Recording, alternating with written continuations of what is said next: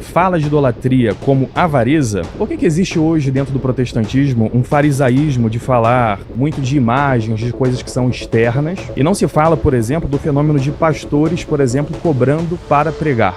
Porque você pega o Papa, por exemplo, quando ele vem para o Brasil, a gente não paga nada para ele. Quando o bispo visita a minha diocese, né, a minha paróquia, a gente também não paga nada para ele. A liderança da Igreja Católica não cobra nada para fazer suas pregações. Por que tanto foco em acusar uma idolatria de casca, que seriam essas imagens, e não atacar justamente essa cobrança para pregar, que é a idolatria?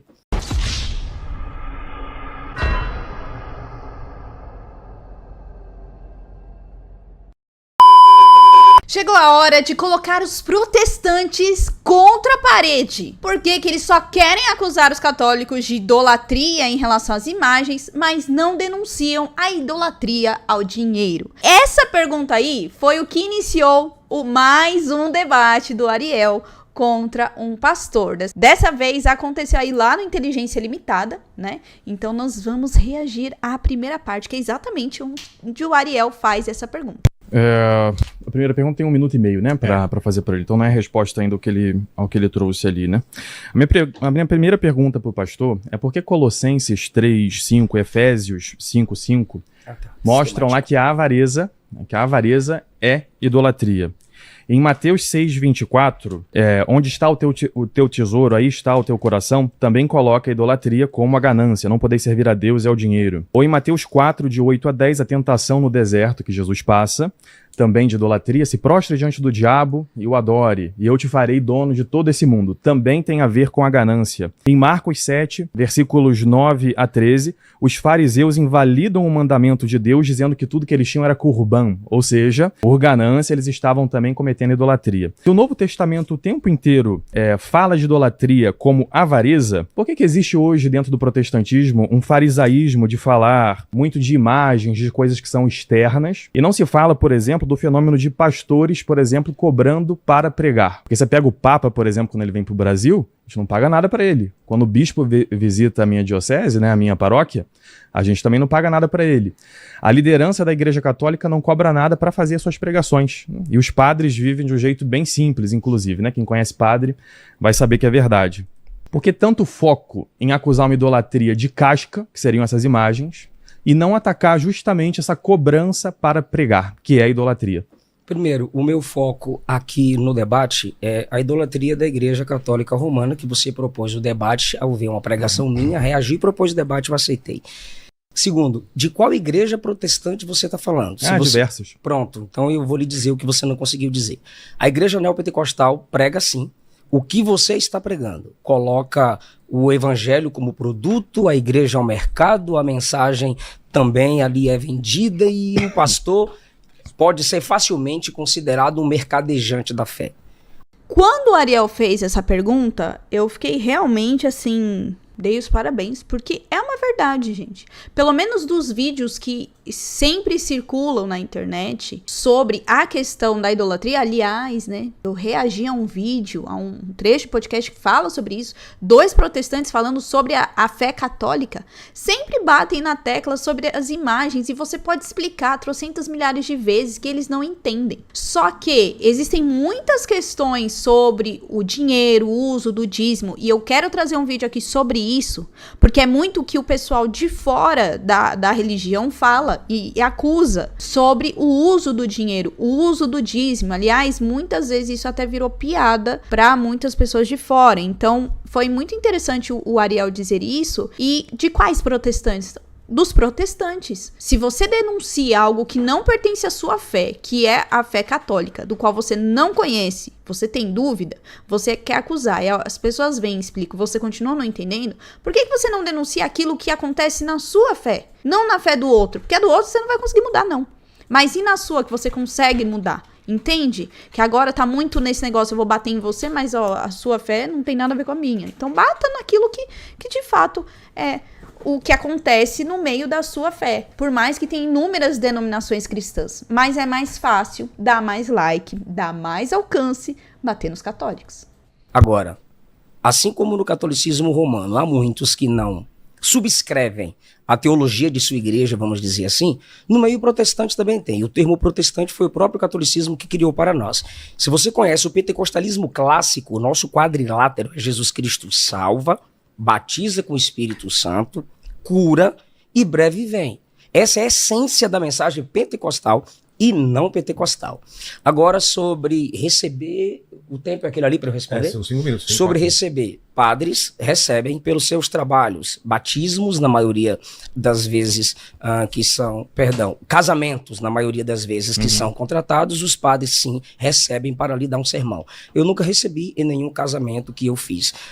Existem padres famosos no Brasil que são milionários, são ricos, e sobre pregador receber para pregar. A Bíblia dá margem, não a ser pesado a igreja nenhuma, mas quem vive do altar deve receber, sim, daqueles que pelo altar, simbolicamente falando, claro, do púlpito para a igreja, recebe a ministração do estudo e do peso da mensagem daquele camarada.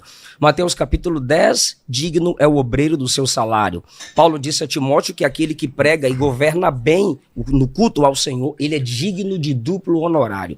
Gálatas capítulo 6, Paulo disse que aquele que é instruído na palavra reparta de todos os seus bens com aquele que lhe instrui. Se você está querendo bater no espantalho daqueles que exploram a fé, eu também sou inimigo desses, que vendem profecias, que só pregam se derem um valor X e não congregam, não cooperam com a obra missionária. Além disso, existem muitos pregadores e cantores missionários que podem sim prosperar, podem sim enriquecer, principalmente com as redes sociais. Você vende cursos, eu como pregador tenho os meus cursos, eu tenho 16 livros escritos, editoras tentam pegar os meus livros para lançar, eu não permito, porque a internet faz com que os meus livros sejam bem vendidos. Nas igrejas onde eu prego, as pessoas compram minhas coleções, prometem uma oferta e me dão o dobro, o triplo, e também Deus nos dá sabedoria para saber administrar, investir o nosso dinheiro e assim continuar cuidando da obra de Deus da nossa família. Então, quando a Bíblia fala sobre o amor ao dinheiro, ela está falando sobre você quebrar princípios para ficar rico, desprezando a viúva, desprezando o pobre, colocando o dinheiro acima da sua dependência de Deus. Isso é idolatria. Mas você vê um pastor prosperar, um padre prosperar por saber administrar, eu não vejo isso como idolatria. Vale um ponto aqui que o Ariel não disse sobre saber administrar o seu dinheiro. Ele está falando aqui de quem coloca o dinheiro acima de Deus. E isso é pouco denunciado. Muitas vezes, gente, é muito denunciado por quem é de fora. E vamos lá, né, sobre uma questão que o povo bate na tecla. Tem taxa para crisma, para sacramento do matrimônio. É para a igreja católica se enriquecer? A igreja tem luz, tem água, tem equipamentos. Isso não vem de graça. Como nós estamos no mundo, mas nós não somos do mundo, nós temos que pagar as contas. Então, a taxa que você paga para poder casar na igreja católica, e que muitas vezes ela é retirada para quem não tem a condição de pagar, tem até algumas igrejas que tiram, se você é dizimista, você não precisa pagar, porque você já está fazendo sua contribuição, é para custear isso. Existe o papel, que custa, existe a tinta da impressora, que custa. Então, a gente precisa saber, aliás, ele encerrou aí com saber administrar. É isso. Aquele que está à frente do templo, aquele que está à frente da igreja, precisa saber administrar o dinheiro. O problema não é o dinheiro. O problema é se o dinheiro se transforma no Deus. E que isso não é denunciado, assim, à torta e à direita. Conheço protestantes que denunciam sim, mas não são esses que ganham notoriedade na internet. 3 minutos para réplica. Muito bem. Sobre taxas, assim, para batismo, para casamento, né? São taxas muito pequenas, comparado com pagar para que o padre vá fazer uma missa, por exemplo. Ninguém tem que pagar para o padre celebrar a missa nos domingos. O dízimo, inclusive, é uma coisa que é livre dentro da igreja católica, né? Nós temos obrigação de manter ali as atividades da igreja, mas não é uma coisa obrigatória. Então não é, assim, uma cobrança exorbitante, e nos lugares em que a pessoa não pode pagar, isso simplesmente não é cobrado, né? Não é uma coisa essencial. Mas eu não perguntei aqui se o Senhor faz isso ou uma parte do protestantismo não. O que eu disse é, no Novo Testamento, todo o foco dado para a idolatria é a ganância. Inclusive, os fariseus riram quando Jesus fala de idolatria, dizendo que não podeis servir a Deus e a mamon. Não podeis servir a Deus e ao dinheiro. Por que a gente não vê, dentro da pregação dos protestantes, essa preocupação com esse tipo de igreja, Essa é a né? sua pergunta. Porque a gente não vê, dentro da pregação protestante, esse tipo de mensagem. Você congrega em qual igreja? Depois Desculpa. vai ter Ó, a regra nesse primeiro bloco aí é cada um tem um tempo. Então tem um tempo da pergunta, dá uns 1 minuto e meio, 2 minutos. E aí quem responde dá uns 5 minutos. E aí depois volta. Então, neste tempo aí, a pessoa não pode interromper. Mas o pastor já ficou nervoso, já interrompeu já. Ah, pode deixar ele falar. Não, Não, mas você termina e depois ele tem... É porque ele repetiu a pergunta. Tá. Não, acho que pode deixar ele fazer essa interpelação, eu continuo. Eu não, só vou repetir o que eu disse. Eu não sei que igreja ele teve acesso. O protestante que viu esse tipo de mensagem. Eu me uno a ele para denunciar esse tipo de mensagem. Muito bem, pastor. Então, muito bom denunciar a idolatria desse modo, realmente é muito importante. O que eu queria é que isso fosse mais pregado dentro do protestantismo, porque muitas vezes o que a gente vê é um farisaísmo de criticar a casca, porque eu tenho uma imagem na minha igreja, ou porque alguém se ajoelha diante de uma imagem, e não se critica esse fenômeno que você vai concordar comigo que está alastrado hoje no Brasil, de igrejas que são tratadas como empresas para enriquecer. O que a Bíblia diz, eu concordo com você. O que ela não diz, eu discordo. Mas é isso que o Ariel tá falando, né? É isso. Só que hoje em dia, isso tem aumentado. Aliás, gente, a gente acompanha umas coisas às vezes na internet que o negócio tá muito feio. E é um silêncio. Eu já falei isso em outro vídeo. O quanto nós cristãos, e não só, aí eu também não coloco só os protestantes, mas nós católicos também, nós não estamos denunciando, nós não estamos falando de certos escândalos que estão acontecendo no nosso país e que envolvem igrejas. Inclusive esse caso aí do Banco Master, que tem sim envolvendo cristãos. E você vê alguém falando? Não. Aliás, né, tá muito bem abafado esse assunto aí. A gente só vê lá o cara do STF, mas também tem gente cristã envolvida nisso. Então eu concordo aí com a fala do Ariel. Agora eu vou pegar as outras coisas que você falou, né? Que nós não podemos ter imagens porque Deus nunca foi visto por ninguém. Só que se a gente for... Esse é um ótimo argumento, porque justamente... Deixa eu terminar meu argumento. Não, deixa eu terminar o argumento. Responder correto, deixa eu terminar o argumento. Ah, tá. Então depois eu interpolo. Depois você vai ter 2 minutos. Pra não dizer que você tá batendo espantalho. Tá. O Senhor disse, Deus nunca foi visto por ninguém. Esse é o... Não, continue. Isso. Nós também temos um versículo, que é João 1,14, em que aparece que nós vimos a sua glória, porque o verbo se fez carne. Justamente, nós não podemos ter imagens no Antigo Testamento, Moisés explica isso lá em Deuteronômio 4, porque quando Deus apareceu para os judeus, ele apareceu numa nuvem de fogo, ele não apareceu com uma figura humana. Por quê? Para evitar que os judeus depois olhassem para o sol, para alguma coisa ou para alguma figura e enxergassem nela Deus. Então, por isso é proibido fazer qualquer tipo de imagem de Deus. Quando nós vamos para o Novo Testamento, o Evangelho de São João já começa dizendo isso, que o verbo estava junto de Deus, o verbo era Deus, e o verbo se fez carne e habitou entre nós. Então, essa sua primeira objeção aqui já muda no Novo Testamento, porque nós podemos ver a Deus. A carta de São Paulo aos Colossenses, no capítulo 1, já no versículo 5, diz que ele é a imagem perfeita do Deus invisível. Então agora, quando nós lembramos de Deus, a gente não lembra de uma nuvem de fogo, de uma névoa que a gente não consegue definir. Nós lembramos de um homem que é Jesus Cristo. E um homem pode ter as suas fotos, pode ter suas pinturas. Quando nós pensamos em um homem, a gente lembra da imagem dele. Então esse primeiro princípio que o Senhor trouxe não se sustenta. Deus nunca foi visto por ninguém. Esse mesmo versículo continua dizendo que o Filho, que está aqui, pode revelá-lo para as pessoas. Ou seja, através de Jesus Cristo, nós podemos ter imagens de Deus, porque agora nós lembramos de uma pessoa específica. Não é mais como lá em Deuteronômio 4, em que Deus era uma névoa que ninguém poderia enxergar. Agora Deus está acessível à nossa imaginação e à nossa vista. Então a tréplica é o seguinte: eu não disse que não se pode ter imagens. Eu não disse que Deus nunca foi visto por ninguém. O que eu disse é contrário à doutrina do culto no Antigo e no Novo Testamento, imagens representantes de Deus para o culto. Então eu não sou totalmente contrário à imagem, pois eu tenho fotos da minha família, dos meus pastores, ok. Vocês viram como alguns discursos, conforme os católicos vão se movimentando, alguns discursos mudam? Porque de verdade, gente, protestante falar isso... Aliás, quando são contestados, e eu tô falando mais no âmbito aqui de internet, tá? Porque eu já falei pra vocês que eu nunca tive esse tipo de debate com nenhum protestante, tirando quando eu trabalhei na livraria evangélica, mas é outro contexto lá. Ficam quietos sobre isso. Mas agora já tá mudando. Não, mas não tô falando que imagem não pode ter. É a imagem para o culto. Não pode ter imagem para o culto. Mas é uma boa distinção, que tem alguns que até isso criticam, né? Mas foi nisso que você bateu, por isso que eu queria que você... Muito bom. Por isso que eu queria repetir pra você. E você usa que através de Jesus, agora nós podemos ver Deus. Sim, Jesus encarnou, mas não deixou nenhum ensino que se permita entender a possibilidade de se fazer imagens dele. Embora Cristo tenha assumido a natureza humana, ele não a assumiu para fornecer modelo a escultores e pintores. B. Ele afirmou que não veio revogar a lei ou os profetas, e as imagens são proibidas pela lei e pelos profetas quando usadas para culto, para representar Deus ou ter contato com o divino. Terceiro, ele afirmou que sua presença corporal não seria de proveito para a igreja e prometeu que estaria junto de nós pelo Espírito, João capítulo 16, versículo 7. Se ele vive em nós pelo Espírito, já somos os seus templos. Que ligação há entre o santuário de Deus e os ídolos, pelo significado que eu falei na introdução, que é imagem, aquilo que se vê. Último, Jesus Cristo é o mesmo hoje e eternamente. Quando foi que ele permitiu ser lembrado por imagens?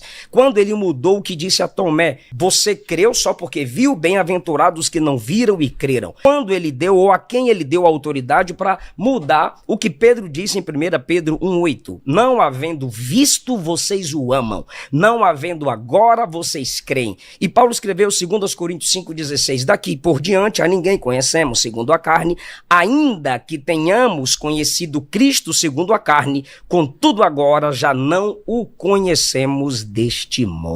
Colocar como se a encarnação tivesse mudado tudo, né? Se Deus tornou visível em Jesus, representar a sua humanidade não é idolatria. É só afirmar a sua encarnação. E lembremos aí, depois o Ariel também vai falar sobre isso, os primeiros séculos, aí, os cristãos, eles representavam tudo nas catacumbas, né? E também, se fosse assim, a sombra de Pedro não teria curado, né? Porque é uma imagem ali de um homem, né? A sombra de um homem. Então, assim, eles começam a misturar muitas questões de passagens e que vão deixando assim um negócio na nossa cabeça. Nossa, realmente, porque se fala isso, mas tem um contexto, tem um antes e depois desse trecho. Bom, ainda vai ter outro trecho aí, né, sobre essa questão das imagens, mas é muito importante nós refletirmos esse primeiro ponto, que foi onde o Ariel trouxe aí. Eu quero falar do jeito que os católicos vivem. Só que muitas vezes não é. Aliás, na maioria das vezes, gente, não é assim que católico vive. Mas a gente não denuncia os próprios erros que acontecem. Por exemplo, existiu uma fala de um pastor falando sobre a atitude dele com a filha, que aquilo é uma questão assim de abuso completo. Só que você não viu muita gente falando sobre isso. Mas você vê sobre o padre, você vê sobre Nossa Senhora, você vê sobre as imagens, né? Ju, mas teve um pastor que falou, que bom que ele falou. Tem que falar mesmo, tem que denunciar quando existe erro. Mas não são todos. Porque eu já falei e vou repetir. O que gera visualização, engajamento, é falar mal dos católicos. E por que eu tô falando isso? Porque todas as vezes que a gente faz vídeo aqui sobre protestantes, o que vem de gente com ideias confusas e distorcidas por conta desses vídeos, desses canais, desses perfis que deturpam aquilo que é a nossa fé, é inacreditável. Isso tá começando a mudar, tanto que foi aí o que mudou no comecinho o argumento. Não, eu tenho foto, não sou contra imagem, o uso de imagem, mas eu sou contra o uso da imagem no culto. Agora é do culto, porque antes não falava isso. Tanto que vocês viram aí que a cara do Ariel, tipo, isso é novo pra mim, né? Então, existem algumas posições que estão mudando. Tanto que, em relação à Nossa Senhora, mudou-se muito ao longo desse período aí, porque a gente tá falando, a gente tá mostrando, né? Então é importante que nós falemos, sim. Eu sei que tem alguns de vocês que não gostam de debates, mas isso é importante, gente, pra gente ir reagindo a esses debates e mostrando onde não está a nossa fé. O que estão abordando não é a nossa fé. E nós precisamos nos posicionar, sempre com muito respeito, e é por isso que a gente pede para que você faça os comentários seguindo essas regrinhas aqui. Então siga essas regras, tá bom?